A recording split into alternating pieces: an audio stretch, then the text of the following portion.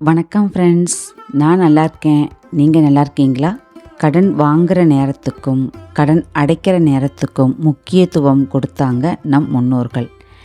வளர்பிறை காலத்தில் பணம் தொடர்பான செயல்கள் தொடங்கினா வளர்ச்சி அதிகரிக்கும்னு நம்பிக்கை இருந்தது.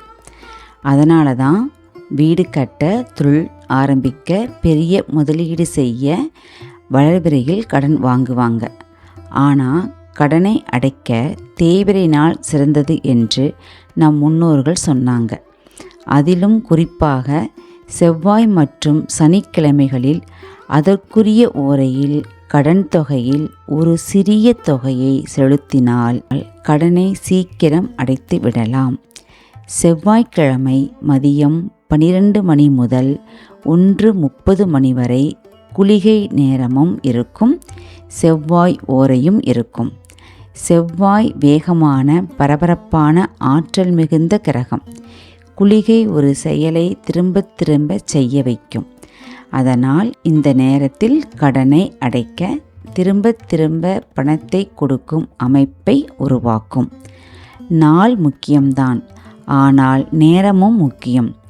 ஜூன் மாதத்தில் 17, 18, 19, 25, 26 ஆகிய தேதிகளிலும் கடனை அடைக்கலாம்.